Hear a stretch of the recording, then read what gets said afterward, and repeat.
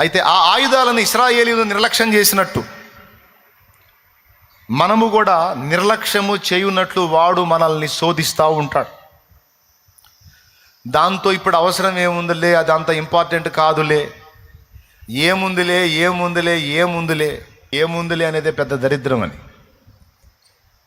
ఏముందిలే అనేటట్టు చేసి మన సోమరితనం, బద్ధకత్వం, పనికిమాలినతనం, పండుబోతుతనం, తిండిబోతుతనం, నిద్రబోతుతనం, దీనివల్ల మనకు దేవుడు అనుగ్రహించిన బలమైన ఆయుధాలు ఏవైతే ఉన్నాయో అవి మొద్దుబారిపోయి శత్రువును ఎదుర్కొనడానికి పనికిరానివైపోయి నిరుపయోగమైపోయిన పరిస్థితుల్లో నేడు సంఘములు అనేకులు ఉన్నారు. దానికి కారణం ఏముందిలే అనుకోవటం, యుద్ధం వచ్చినప్పుడు చూసుకుందాంలే అనుకోవటం. దేవుడు అన్నాడు, అపవాదికి చోటియ్యకుడి అంటే ముందుగానే మెళకువగా ఉండండి. పేతురు రాసిన మొదటి పత్రిక 5వ అధ్యాయం 8వ వచనంలో అంటాడు, మీ విరోధి అయిన అపవాది గర్జించు సింహం వలె ఎవరిని మృంగుదునా అని వెదకుచూ తిరుగుచున్నాడు. నిబ్బరమైన బుద్ధి గలవారై మెళకువగా ఉండండి అన్నాడు. శత్రువుని గురించి చెప్పిన ప్రతి చోట కూడా భయపడొద్దు అని చెప్పాడు. ముందు నిబ్బరము అంటే నిర్భయము అని అర్థం. అంటే భయము లేకుండా ధైర్యముగా ఉండండి అని చెబుతూనే భయపడకండి, వాడు మిమ్మల్ని వెతుకుతూ తిరుగుతున్నాడు, ఎప్పుడు దొరుకుతారా, ఎక్కడ దొరుకుతారా, ఏ పాయింట్లో దొరుకుతారా మింగుదామని, లైఫ్ లేకుండా చేద్దామని వాడు వెతుకుతూ తిరుగుతున్నాడు. వాడు అదే పనిలో ఉన్నాడు. అయితే మీరు భయపడొద్దు కానీ మెళకువ కోల్పోవద్దు అంటున్నాడు. చురుకుగా ఉండండి, తెలివిగా ఉండండి, వివేచన కలిగిన వార యుద్ధమునకు ఎల్లప్పుడూ సంసిద్ధులై ఉండండి. యుద్ధమునకు సిద్ధముగా ఉండటం అంటే ఏంటో తెలుసా? ఆయుధములను సమకూర్చుకొనుట,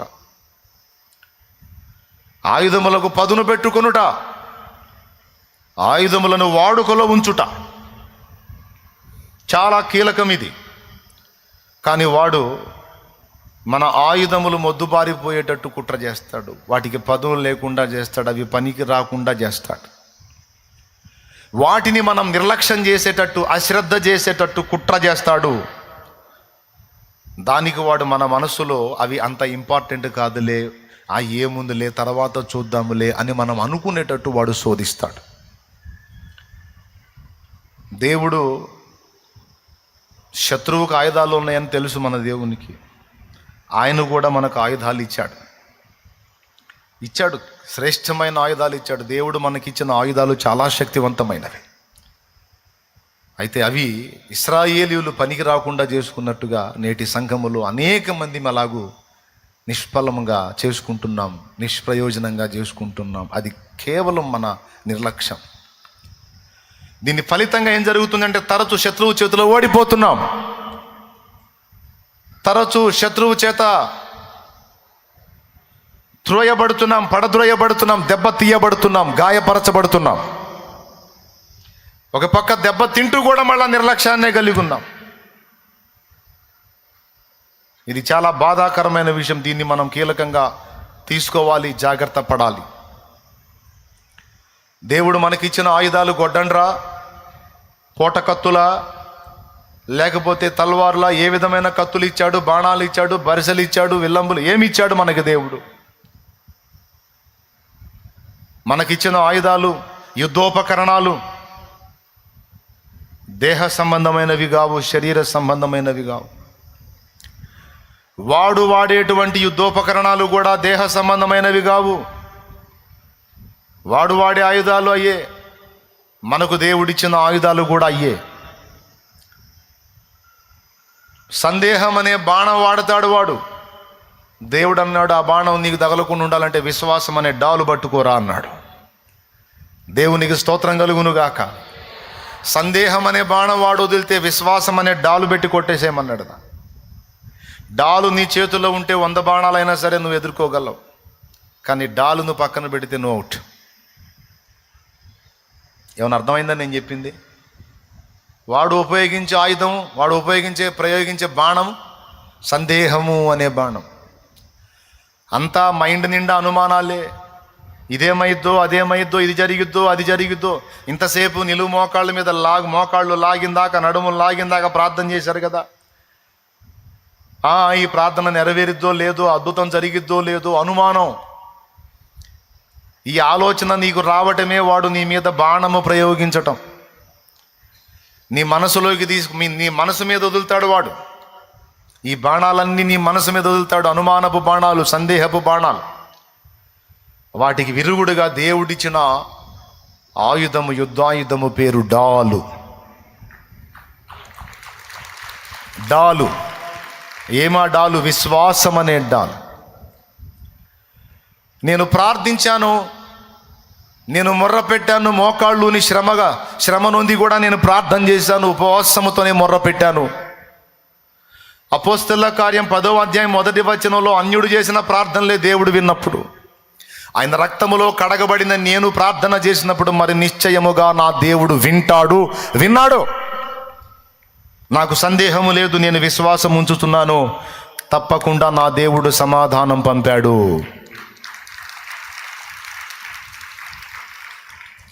ఇది పలకాల్సిన మాట. మన మనస్సులో వాడు వదిలిన సందేహ బాణానికి నీ ప్రార్థన వినబడిందా? ఇలాంటి ప్రార్థనలు చాలా చేశావుగా, ఏమైంది, ఏం కాలేదుగా, ఇప్పుడు చేస్తే మాత్రం ఏమైంది అంటాడు. ఇది నీ మనసులో నీకు వచ్చిన ఆలోచనలాగా ఉంటుంది. ఒట్టిదే వాడు వదిలిన బాణం అది. వాడి పేరే అపనింద పిశాచం, అనుమాన పిశాచం. వాడు వదిలిన బాణం అది. నువ్వు అనుకుంటావు ఇది నాకు వచ్చిన ఆలోచన అని. ఎక్కడి నుంచి వచ్చింది ఆలోచన? వాడు ప్రయోగించాడు ఆలోచనని, వాడు ప్రయోగించాడు అనుమానాన్ని, వాడు వదిలాడు అస్త్రాన్ని. నిద్రముఖమా నువ్వు గుర్తుపట్టలా? నా ఆలోచన అనుకుంటున్నావు, నీ ఆలోచన కాదు, వాడు వదులుతున్నాడు ఇట్లాంటివన్నీ. దీనికి విరుగుడు యేసయ్య ఏం చెప్పాడో తెలుసా?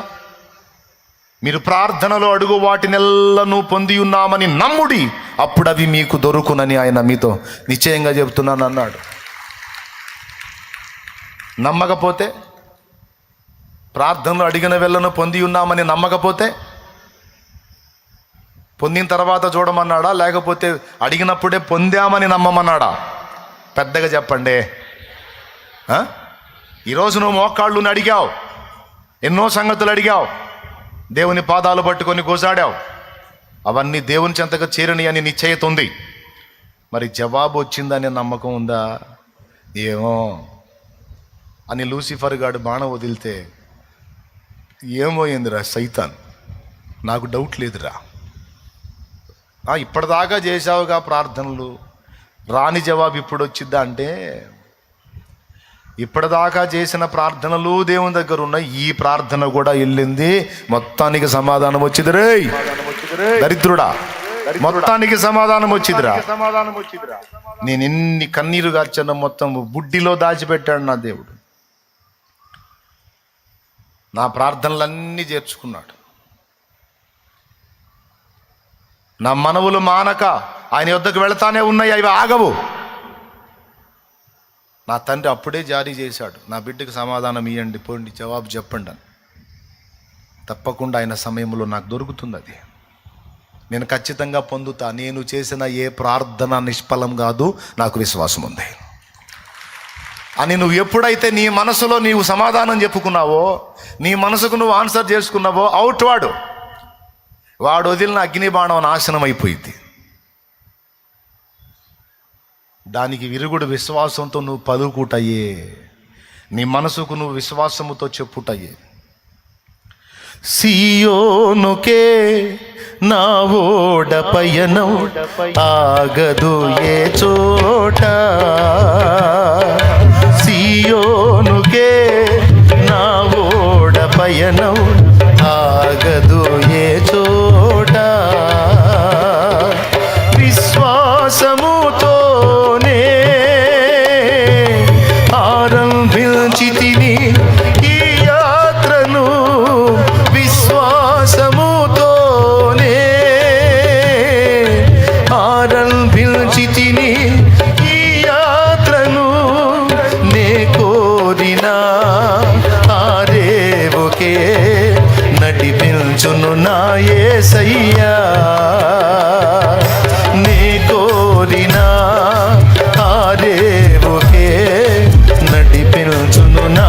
యేసయ్యా నా విశ్వాసవోడ యాత్ర కొనసాగుచున్నది. నా విశ్వాసవోడ యాత్ర కొనసాగుచున్నది. కొనసాగించే యేసు నాకు తోడుండగా,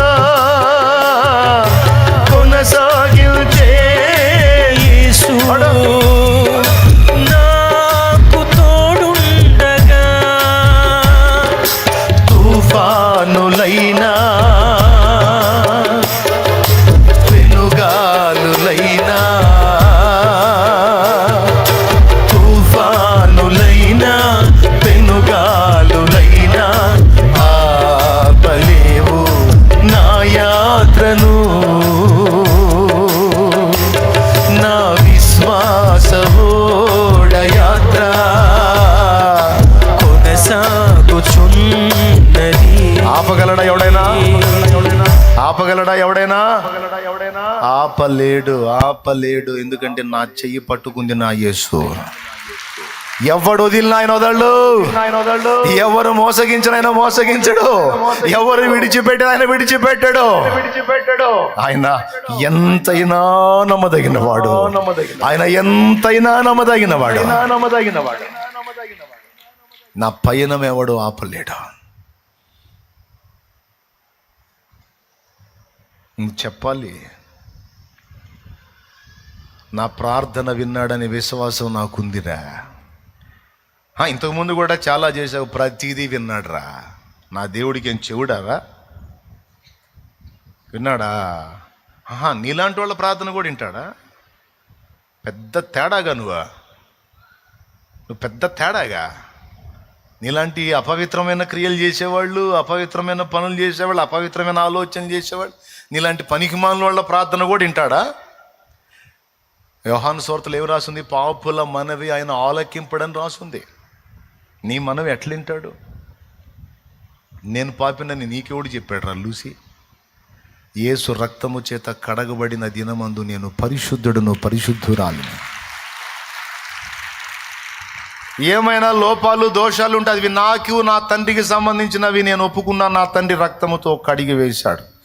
తనువు బలిపెట్టెను మాయన్న, తప్పుల్ విడగొట్టెను మా తండ్రి.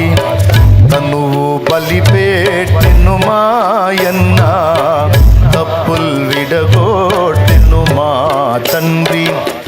మనసులో సాక్ష్యమిట్లున్నా, మనసులో సాక్ష్యమిట్లున్నా, మనుజులెట్లన్నను మాకేమి. యెహోవా మా తండ్రి కాడా, యేసుడు మాయన్న కాడా. యెహోవా మా తండ్రి కాడా, యేసుడు మాయన్న కాడా. దేవునికి స్తోత్రం. తనువు బలి పెట్టాడు మా అన్న. ఆ బలిని ఆధారం చేసుకొని మా తప్పులన్నీ విడగొట్టాడు మా అయ్య, మా తండ్రి, మా పరలోక తండ్రి, మా మంచి నాన్న. అసలు అర్థమైంది ఆ పాట? తనువు బలిపెట్టెను మాయన్న. ఎవరన్నా? ఏసన్నా. తప్పుల్ విడగొట్టెను మా తండ్రి. మనసులో మా సాక్ష్యం ఇదిరా లూసి. నువ్వెవడరా చెప్పడానికి? నువ్వు పనికిరావు, నీ ప్రార్థన వినడు, నీ ప్రార్థన వినడని నీకు చెప్పాడా ఫోన్ చేసి? పనికి మళ్ళోడా. బత్షెబా విషయములో పొరపడి దెబ్బతిన్న దావీదు సహా పాపములుపుకొని ప్రార్థించి పశ్చాత్తాప్తుడై ప్రభు వైపు మళ్ళుకున్నప్పుడు అతన్ని సహా క్షమించాడు. దేవా, అహీతోపెలు ఆలోచన చెడగొట్టవా అని ప్రార్థన చేస్తే వాని ఆలోచన చెడగొట్టి ఆలోచన చెప్పిన అహీతోపెలు ఉరిపెట్టుకొని సచ్చేటట్టు చేశాడు. ఇది దావీదు పడక ముందు కాదు, పడ్డ తర్వాత చేసిన ప్రార్థన విని జవాబిచ్చాడు రా లూసి గాడిద, అడ్డగాడిద. నువ్వెవడురా నా ప్రార్థన వినడం చెప్పడానికి? నా ప్రార్థన నా తండ్రి దగ్గరికి వెళ్ళిద్దిరా, దాన్ని ఎవడు ఆపలేడు.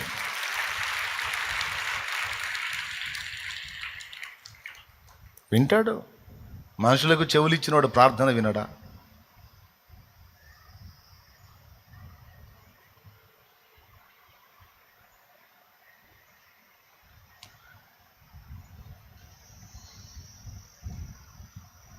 యేసు వంటి ప్రియ బంధుడు నాకిక ఇహపరములలో లేడన్నా అనే పాట విన్నారా మీరు? విన్నారా?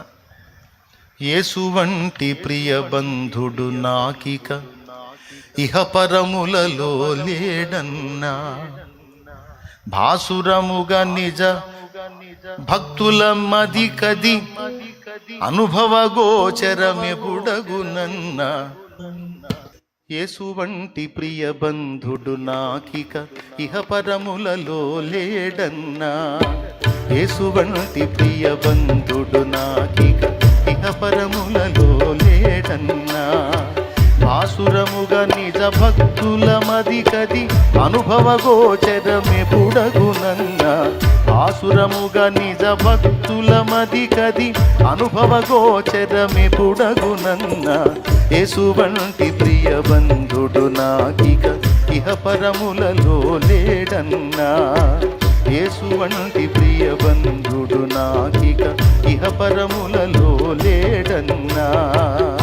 తల్లిదండ్రులు విడిచిన గాని తాను వదలడెప్పుడు మమ్ము, కులమునెత్తి పిలిచిన వేళ నోహోయను చూదరికి వచ్చు. అంటే అర్థమైందా? అమ్మా అంటే అయ్యా అనుకుంటే అమ్మ పలికినట్టు పలుకుతాడంట.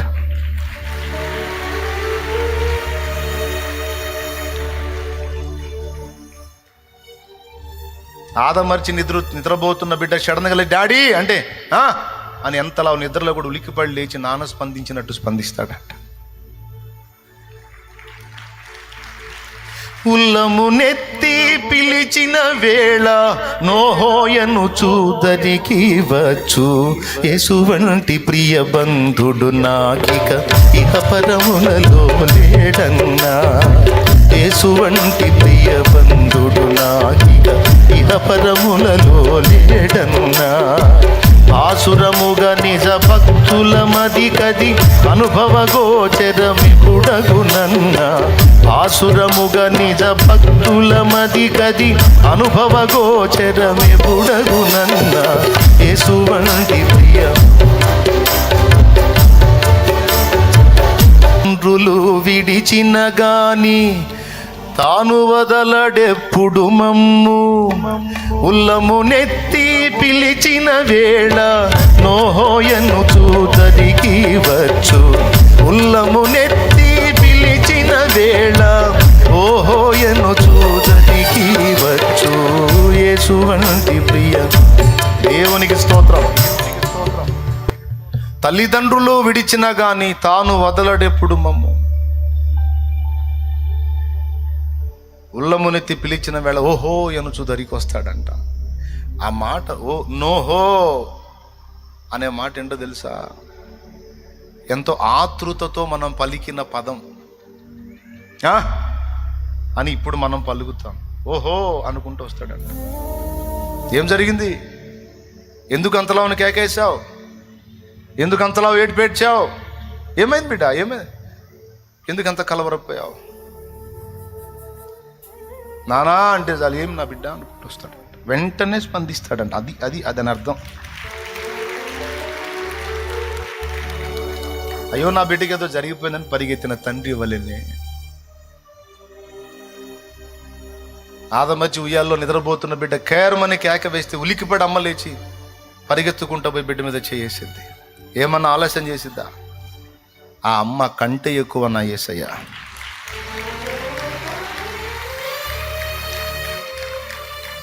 నువ్వు అనుకుంటావు నన్ను పట్టించుకుంటాడా అని. ప్రతి ముఖం నిన్ను కాకపోతే ఎవరిని పట్టించుకుంటాడు? వాడు తీసుకొచ్చి పెడతాడు ఈ అనుమానాలనే. దరిద్రుడు దరిద్రుడు దరిద్రుడు ఒకడు ఉన్నాడు, శత్రువు దరిద్రుడు, వాడు తెచ్చి పెడతాడు దరిద్రపు అనుమానాలన్నీ.